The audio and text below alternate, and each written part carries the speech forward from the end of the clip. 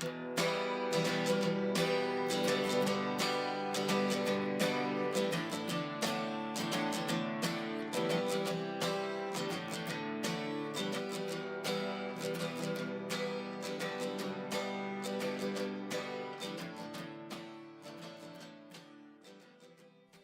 everybody, and welcome to episode 12 of the Adventures in Brain Injury podcast. On this episode, we're going to be speaking with Gabrielle Guetta, who's going to be telling us about TBI Model Systems centers, the resources that they provide TBI survivors, and the kinds of studies they do gathering information about the long-term effects of brain injury. My name is Alek Hess, and with me is severe traumatic brain injury survivor and founder of adventuresinbraininjury.com, Mr. Cavin Ballister. So how's it going, Cavin B? What's up, Al? It's going. Yeah. How's it going with you? It's going great, man. It's going great. I'm excited about this episode. It was really fun interviewing this guest, Gabrielle Guetta, and talking about studying TBI on the long term. And so I figured before we get into it, maybe we talk a bit about how we look at TBI and how we look at treatment and how we look at longitudinal study. So let's talk about that. You into it?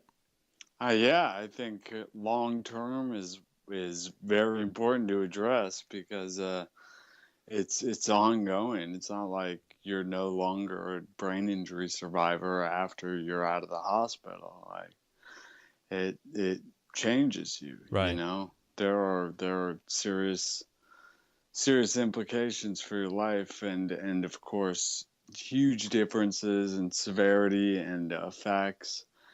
And I would love to talk about it. And the follow-up is so important, and that's what we talk about a lot in this interview. Right. Well, I know you get questions all the time too, from people who have a loved one who has had a TBI, or they're in the hospital, or they're in acute stages, or maybe they're post-acute, or whatever the case is, and they ask you questions like, hey, when did you start, walking again? Or when did you start talking again? Or when, what can I expect here? And as we say pretty frequently, unfortunately, there's not really an expectation that's comparable because it's unique for everybody.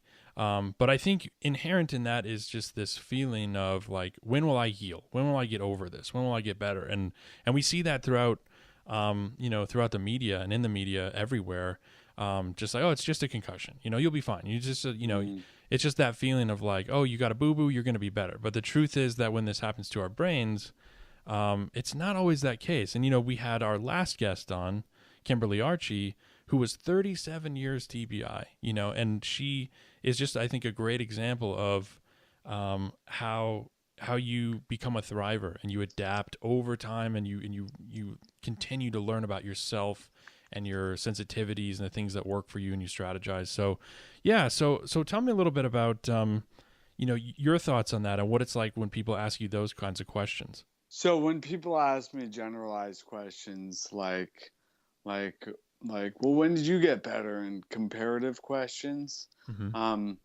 Well, first of all, if you've seen one brain injury, you've seen one brain injury. Right. One.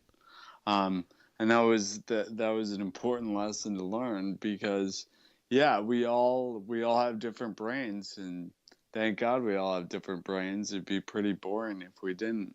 Right. And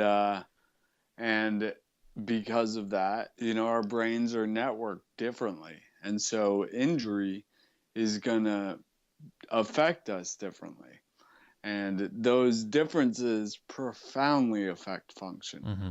So, like, the intricacies of the brain are enormous. It's like the brain, we know more about the galaxies out there, about outer space, about different solar systems than we know about the brain. And I think that's incredible. It's such a complex organ. Yeah.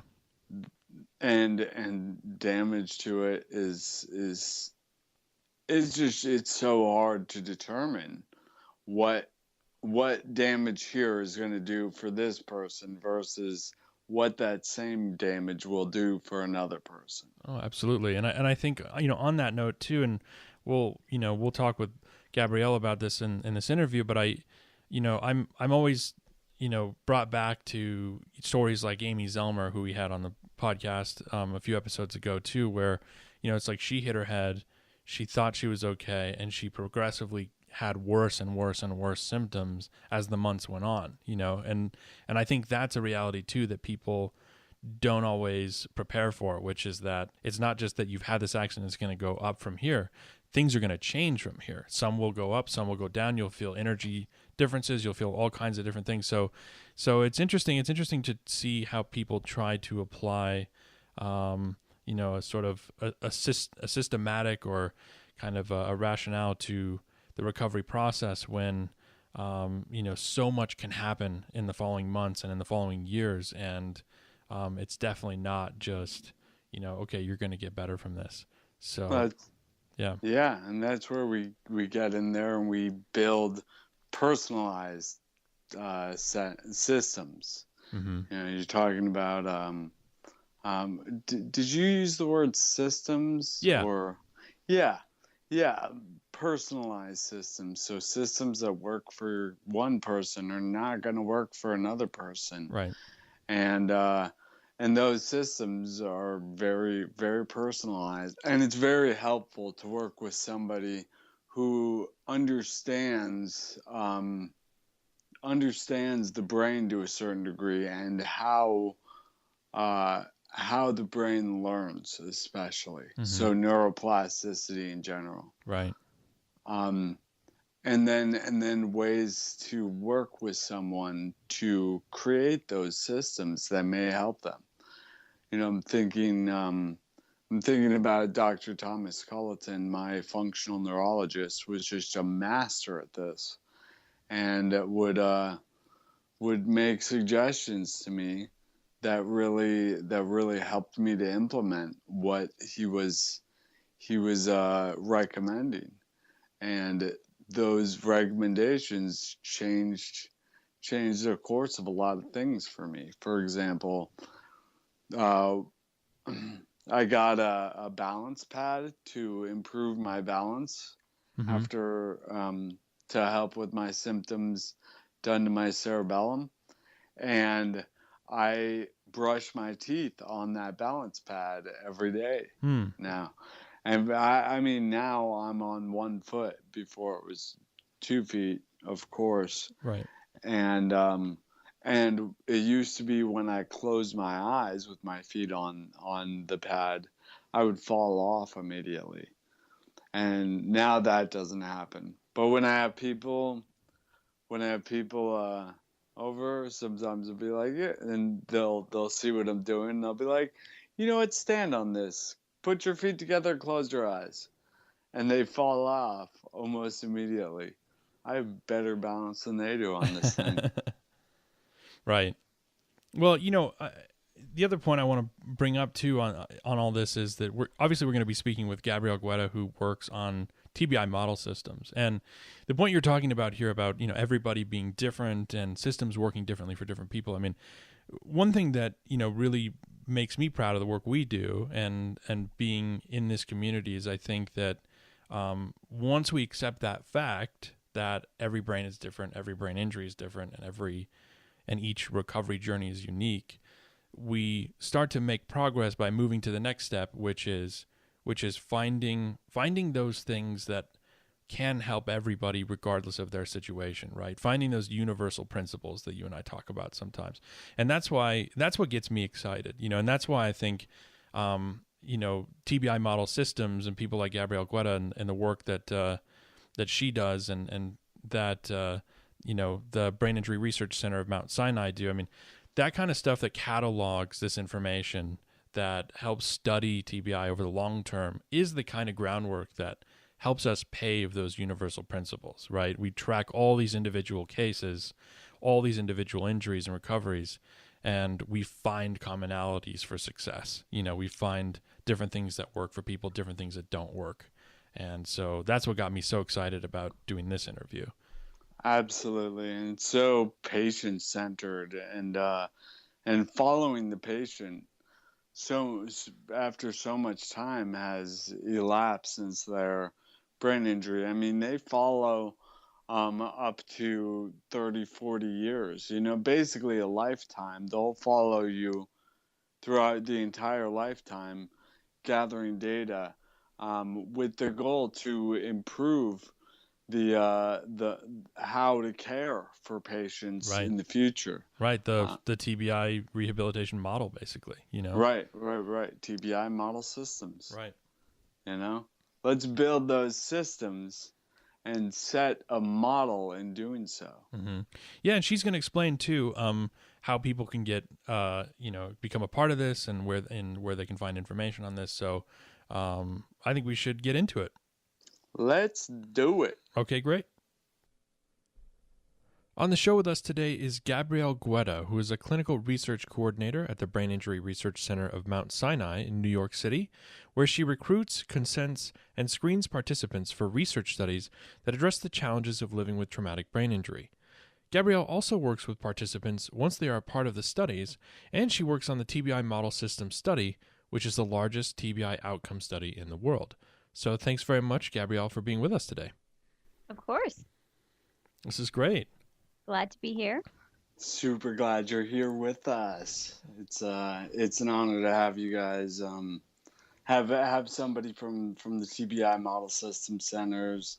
As you know, I'm a huge advocate for TBI Model System Centers and multidisciplinary outlook on rehabilitation and follow-up after an injury. Yes. Yeah. So can you start off maybe by telling us a little bit about what model system centers are and what you do? Sure. So the centers are all funded by NIDLR, which is the National Institute on Disability, Independent Living, and Rehab Research. And the model systems itself is the first prospective longitudinal multi-center study ever conducted for TBI research. And there are 16 centers involved in the model systems from states all over the United States. And the major focus of the model systems is on clinical care, research, and then dissemination of the information that we learn through the research that we do. Cool. Right. Yeah. Mm-hmm. So you have the translation center or something. What is it? The Model Systems Knowledge Translation Center. Yeah. Mm-hmm. So you take research that you gather through your longitudinal studies, and you translate that into everyday language. Right. Mm-hmm. Right. A big part of the study is kind of contributing to this comprehensive longitudinal database that already contains over about 1,000 cases of follow-ups up to 15 years post-injury. And so that's kind of the base for all the research that's done with the model systems. What we should do is what a longitudinal study is study over a long period of time. Right. Mm-hmm. Right. So I'm curious, just to play the layman here, why should somebody who is either a survivor themselves or somebody who's a supporter, why should they be interested in model system centers? Sure. So the centers themselves offer a variety of kind of care and treatment, not only at the time of injury, but post-injury and into the recovery years. So it's beneficial for a patient to be seen at a model system center, for that reason. And then it's beneficial for them to be part of the study because it's really important to track recovery after traumatic brain injury because, everyone's trajectories and everyone's paths are different. So it's important to capture all the different perspectives so we can, learn how to best treat these people after they've had their injury. Right. And, there's talk sometimes about, and this is definitely true of people who, don't really know a lot about TBI or are kind of thrown into the world of traumatic brain injury and recovery. There's sort of a sentiment about, how do we recover from traumatic brain injury? Or Cavin, you sometimes talk about how you don't think we ever fully recover from trauma. We adapt, and coming to the acceptance that, TBI is something that happens throughout your life. It's something that you adapt to. It's something that, you want to continue adapting to, and that it's not just something that is cured. It's not just something that you get over, right? So a model system center will help people sort of check in with them over time and see how they're doing. Is that right? Exactly correct. Yeah. Cool. And what kind of a follow-up treatment might aid in that recovery? So we offer, we have the inpatient, the outpatient rehab services, which involve physical therapy, occupational therapy, speech language pathology, social work, neuropsych services, and then day programs. And then we have the subacute centers where patients go if they need more care after they're here at the hospital. And then, once they've recovered more, we have research studies that target specific areas that people are having trouble with after their injury. And we also have, clinical neuropsychologists on staff who can see patients and provide them with therapy and testing and services like that. Great. Yeah. After my injury, actually, when I got out of the acute, I had the visiting nurse service of New York had therapists coming to my apartment for a little bit, which was just so fortunate to have that sort of service available. Yeah. Yeah.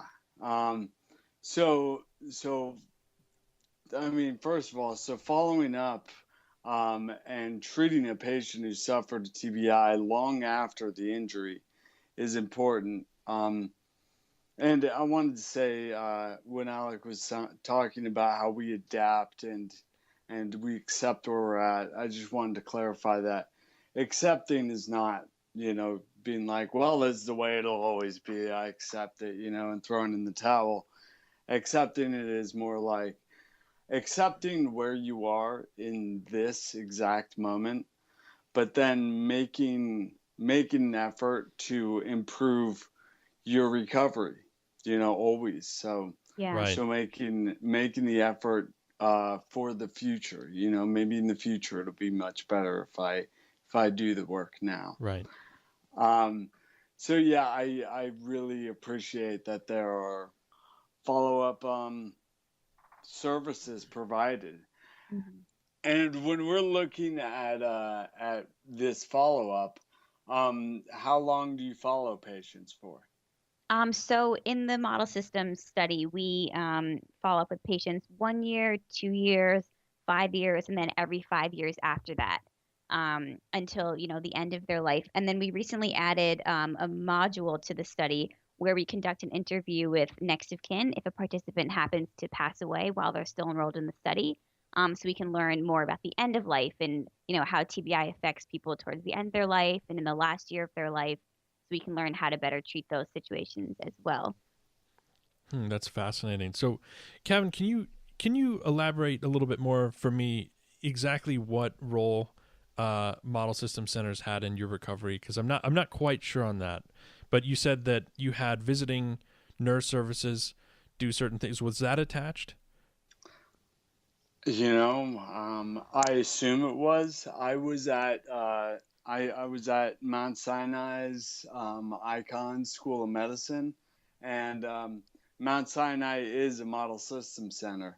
And the rehab that I received from Mount Sinai was pretty incredible. And the follow up, I mean, Gabrielle, you sent me a questionnaire for the past 5 years about how my life has been since, and I thought the questions on there were very interesting, and my answers to those questions are pretty much like, yeah, I'm doing well. Things are definitely looking up, and I was wondering what if some sort of an intervention occurs if things aren't looking up, if the patient is not doing well, is there a follow-up of sorts?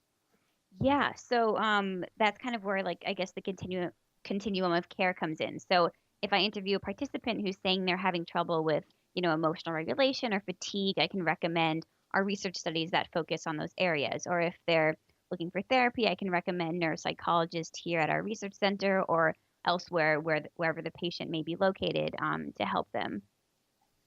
Oh, that's That's really cool. great. So can you? So I'm curious, what kind of criteria must be met to be accepted to by a TBI Model System Center? And Cavin, do you know that you pass the criteria? I'm just curious how people become involved in this. So you mean research centers or the patients themselves? The patients themselves. Sure. So the patients have to be seen at a trauma center, and they then have to come to our hospital and be at our inpatient rehab unit and have had a moderate to severe traumatic brain injury. Okay. So this is after the acute stages. So we can send patients sometimes when they're on the unit in the hospital during the acute stages, or we can consent them later on once they're home or starting their recovery process. I see. So part of the acute stages would be, my understanding is that the model system centers are more geared towards therapy and rehabilitation after the injury. Is that right? Yeah, so I guess the patients first become involved, during the acute stages when they're at the hospital, because part of the kind of requirement to be a model system center is to be able to provide that excellent care, during the EMS transport and during the ER visit and the acute rehab as well. Great. So I'm just Um, looking at. Sorry to interrupt you, Cavin. I'm curious no. as to the locations you mentioned. Did you say that there were how many different locations? Yeah, so there are 16 centers located in various states throughout the country. Okay, so I have the msktc.org website up, and I'm seeing. And correct me if I'm wrong here, but it looks like Alabama, Colorado, Florida, Indiana, Massachusetts, Minnesota, New Jersey, New York. That's where you were, Cavin. Um, and Ohio, Pennsylvania, Texas, Virginia, and Washington. So if you're in those states or your proximity, or you can make it to those states, that's where somebody can find a center and become a part of this. Right. Great. Right.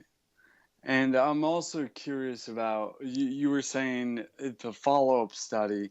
If you're receiving answers to some of these questions that make you think that this person could benefit from more rehabilitation or therapy, um, what kind of centers um, do you look for? You mean to provide the patient with resources? Yeah. Um, so we have a lot of colleagues that we've worked with, through research studies and on papers and stuff like that. So usually we kind of refer to them if the patient's in an area that we're not as familiar with. Okay. Um, that's great. So you have kind of a network of people who know of good places throughout the nation.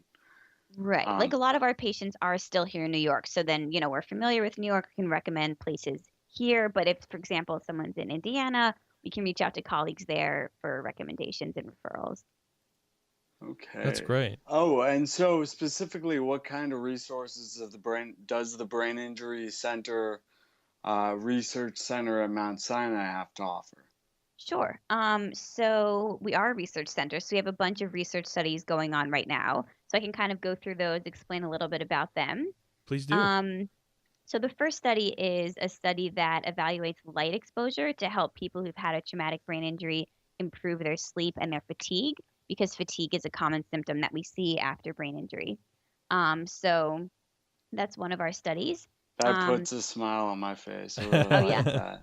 Yeah, I've been doing a lot of vision therapy since my injury, Mhm. and working with the optometric community, the neurooptometric community, Mhm. and the light and syntonics and circadian rhythms, um, as as they are informed by light is super interesting to me.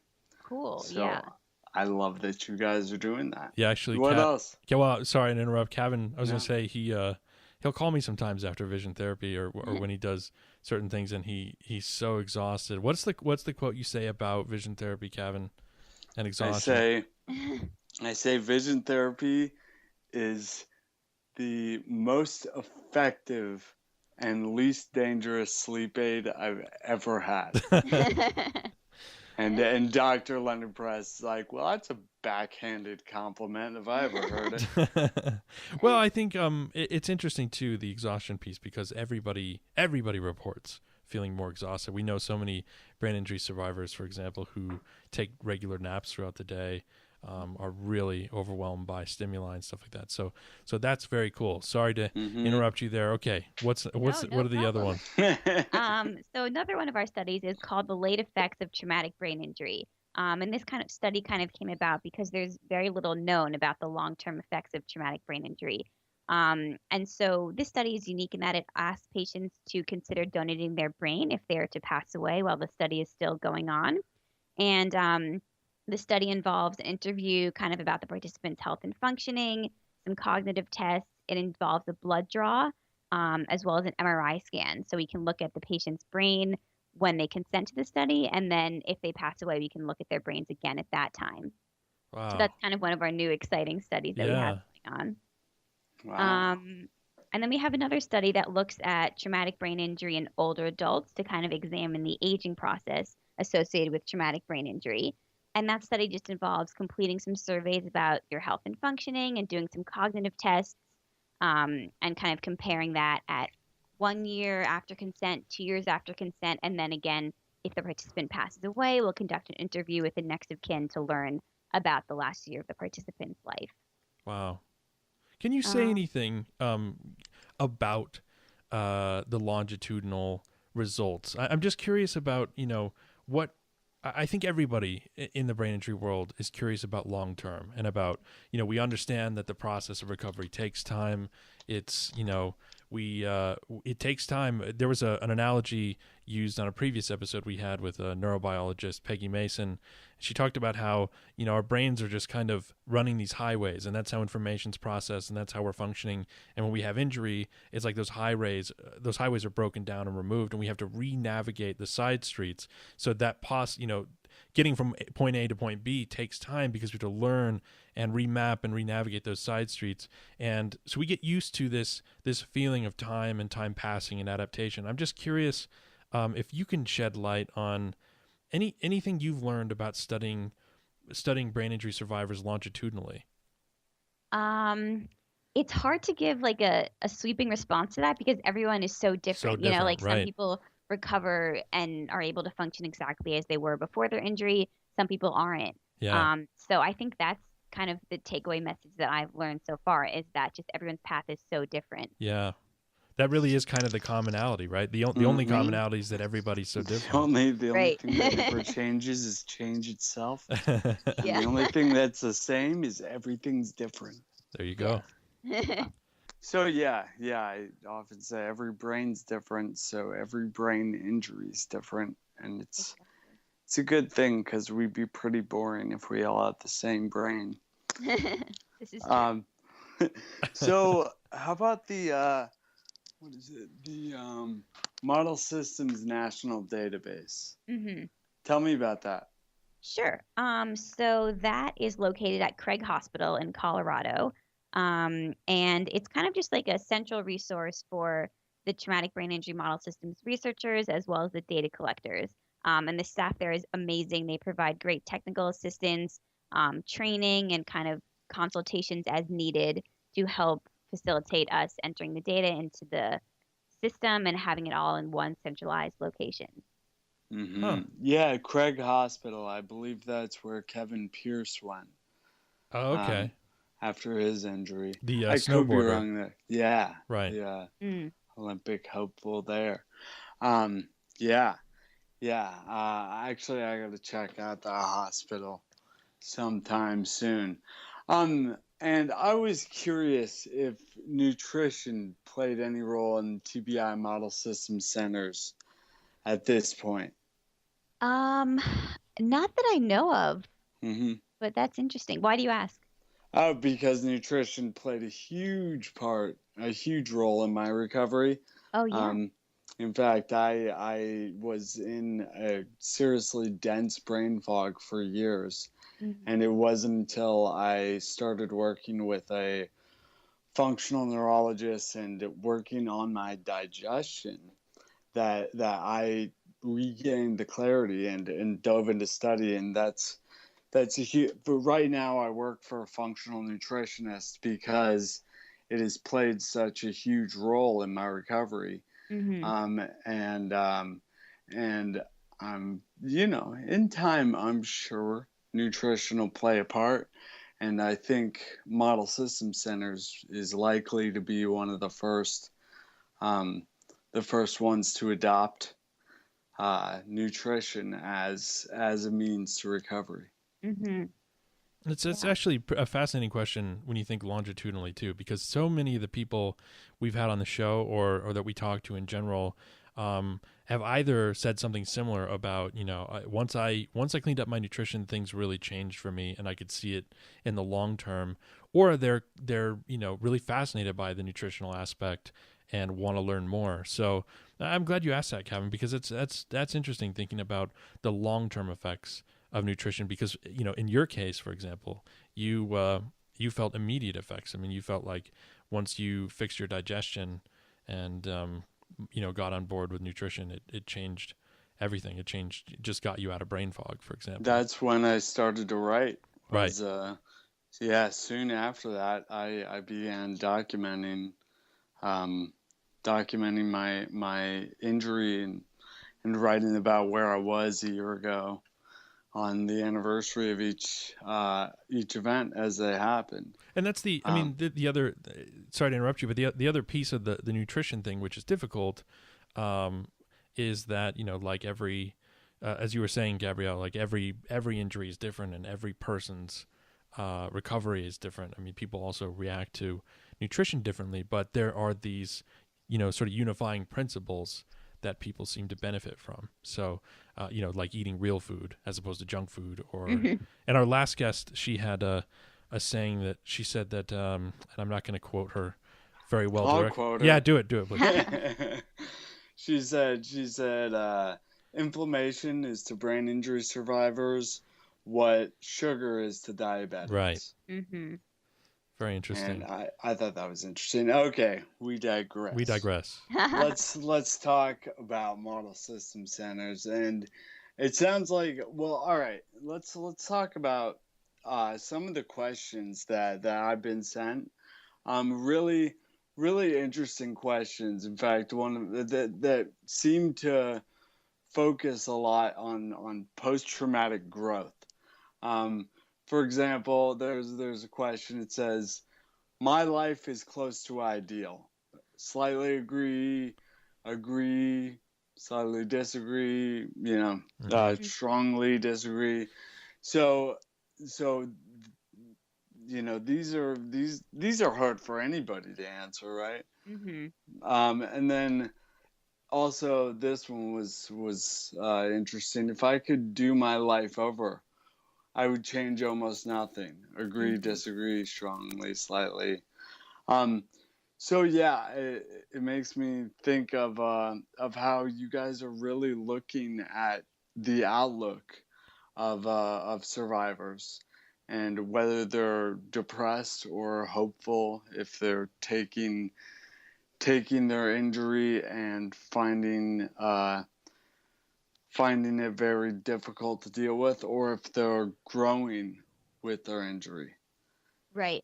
Definitely. Well, it's interesting. I mean, from a psychological standpoint, those questions interest me too, because I think that they're sort of based in the idea that perception informs a lot of quality of life. The energy we bring to things sometimes changes that experience, whether we go into it excited or go into it not wanting to do something, and so perception's a big deal. So how you perceive your own life and how you perceive where you are functionally, I mean, I think changes a lot. I mean, Cavin, you're an example of that, I mean, I don't know how you would answer those questions, and they are deep questions, like you point out, but you have such a positive outlook, and I think that means a lot, just your outlook alone and the way that you perceive yourself says a lot about how you feel and what your recovery has been, Well, before you said my name in there, I was thinking, amen, brother.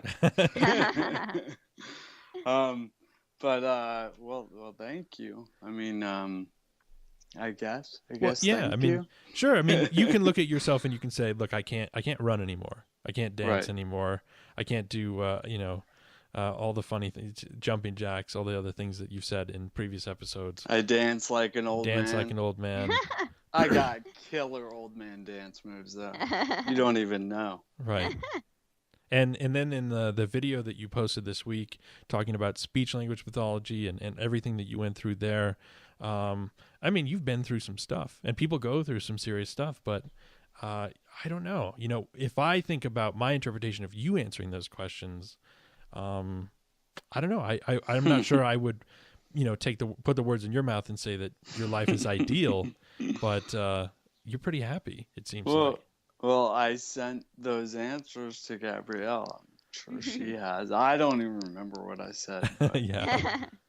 So those questions are a group of 5 or 6 questions that measure the satisfaction with life. So it's kind of, as you were saying, measuring the satisfaction that these participant has with their life. So even if, their life isn't ideal, if they feel that it is, then they say it is, and that's awesome. So that's kind of the principle behind those questions. Yeah, that's great. Great. So I wonder, and I don't want to put you on the spot here, Gabrielle, but can you give, or maybe you have them with you, Cavin, can you give examples of other questions? We got questions like the conditions of my life are excellent. Oh, also talks about spouse and significant other, what your living conditions are like, if you live alone, if you live with a loved one or a caretaker. So establishing dependence, sort of, or right. independence, rather. And then here we go, in a typical week, how many hours do you spend in active homemaking, including cleaning, cooking, and raising children? I probably had quite a bit for that. Because it takes a while, it takes a while. Definitely. And especially for other survivors, it may take even longer. Can I ask you a quick question, Gabrielle? I'm just curious about what your experience doing this kind of work has been like. Has it been difficult at times? Has it been interesting studying people and seeing how they recover? Are you hopeful? How do you feel about it? Yeah, so it's definitely been an interesting experience in that, everyone I talk to has a different story. But it has been kind of hopeful in that working at this research center, I'm able to see patients who, come into our hospital right after having their brain injury, and then they, go to rehab, they recover, and then I talk to them a year later and they're doing better. And, they may join our research studies, which might help even more. So it is a hopeful process. Of course, there are, patients who are not doing as well, and it's always hard to speak with them. But a lot of people just really have great attitudes and outlooks on life, no matter kind of what stage they're at. And that gives me hope as well. Great. Yeah, great. It sounds rewarding and encouraging. What else did you, what else have you worked with before working for Mount Sinai? So this was my first job after graduating college. But while in high school and in college, I've been working as an EMT, emergency medical technician, on the ambulance. And so that was kind of my major exposure to the medical field. And I did some clinical research with pediatric gastroenterologists. And I did some work in a cancer center, but this has been kind of my major research experience. Wow. Yeah, EMT, that's pretty heavy work. That's quick, fast moving. I've been going through my medical records, and I found Scott Weingart so Scott Weingart was the emergency physician that saw me at Elmhurst and saved my life, basically. And I found him. He has a podcast, and I love how this world is. And it's like, oh, there's the guy who saved my life. Oh, he has a podcast? Awesome. So checking it out and just hearing how he works is it's so fast paced and just gets things done and saves lives, and it's really incredible. So hats off to you for making that happen in the high stress environment. Yeah. And also it looked like you were in a cancer center as well. Yeah, I did a brief internship there during the summer. Okay. Okay, great.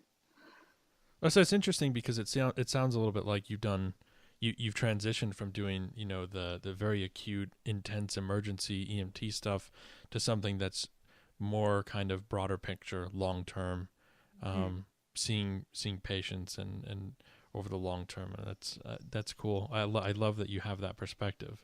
Yeah. That must be pretty useful.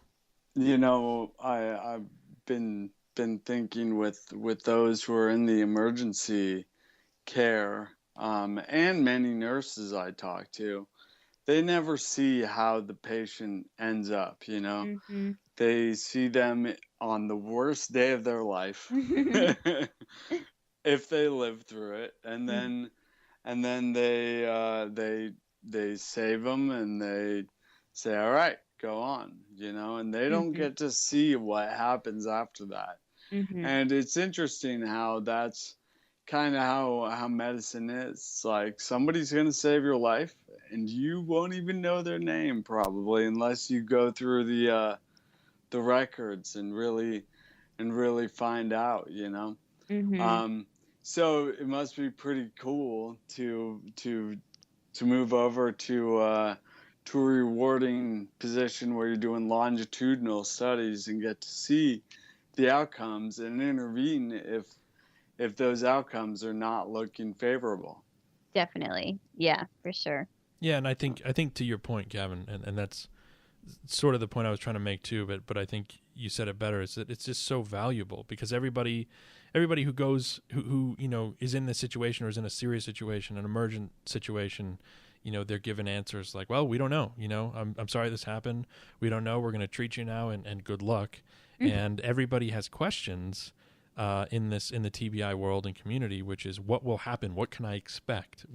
What's the long term? And even though the answer is typically we don't know because every injury is unique, I think that the work you've done and that you're doing in model system centers and that kind of study work, the longitudinal piece, is really rare and really valuable because that's what we need. We need more data on how this stuff turns out for people down the line.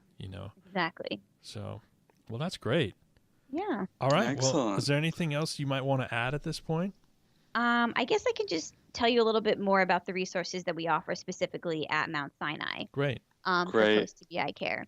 So I told you about most of our research studies. We also offer focus groups, which aim to learn more about people with TBI and or their family members and their experiences with healthcare, during those acute stages and while they're in rehab, so we can learn kind of how to best help patients and their family members kind of during the rehab stages of their injury.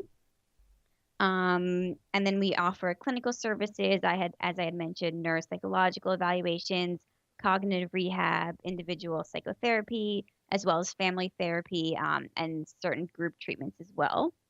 And then we have a bunch of support groups that patients have really enjoyed. We have one specifically for women who've had a traumatic brain injury, one more generally for adults who are living with TBI, and then we have a focus group for next of kin and family members of patients who've had a traumatic brain injury. Wow. So, if anyone is listening to this podcast and is interested in the research studies we have or the services we provide, you can give us a call on our main line. The number is 212-241-5152. Perfect. Yeah. That's excellent. Thank you. Let's see. We're talking about criteria to be accepted. And I think you just said something about how during the acute stages you needed to be at Mount Sinai, and And I was at a sister hospital. I was at Elmhurst, Yes. which is So the students of Mount Sinai, I mhm. believe. Yeah. So when I said Mount Sinai, I meant Mount Sinai or Elmhurst. We have a couple other hospitals kind of affiliated with the Model Systems Center at which patients can qualify for the study as Uh-huh. well. But if they aren't seen for the acute stages at one of these centers, then they can't be accepted. Is that right?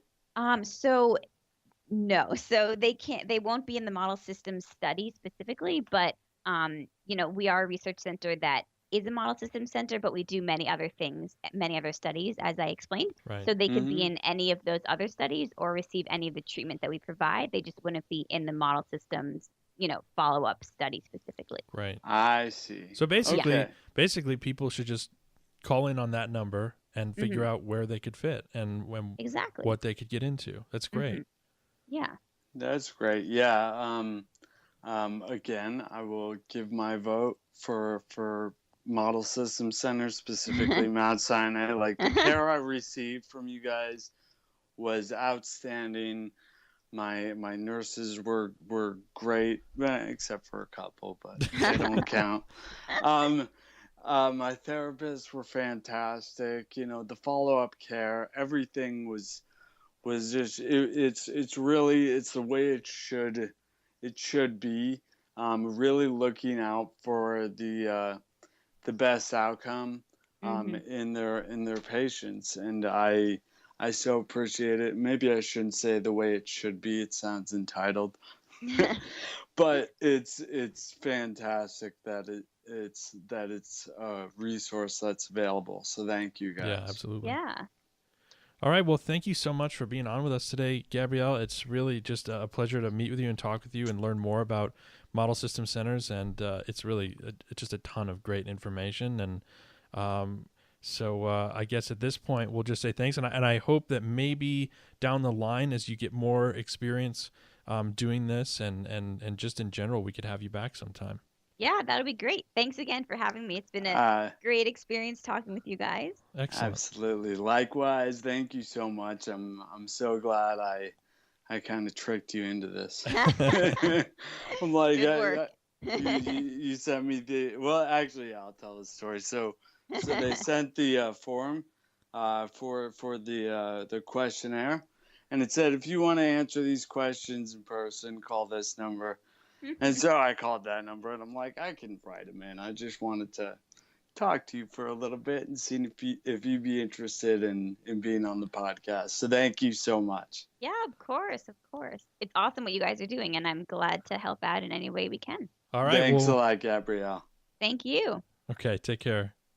To learn more about the Brain Injury Research Center of Mount Sinai, head to tbicentral.org. And for more information about model systems, head to www.tbindsc.org. And that number to call again is 212-241-5152. As always, we'll have this episode and all episodes uploaded to adventuresinbraininjury.com, where we welcome you to come by and leave a comment and check out the show notes and tell us what you thought about the episode. And we want to say a special thank you to those of you who are supporters. If you find value in this show or the work that Cavin and I do, please head on over to adventuresinbraininjury.com/support, where we list different options and ways that you can help us keep doing this show and the different things that we do. Or we welcome you to head to our Patreon page. That's patreon.com/AIBI. That's going to be this episode. A special thanks to Gabrielle Guetta, and we'll see you next time. And if I choke, someone take me to a doctor, then take me to a nurse.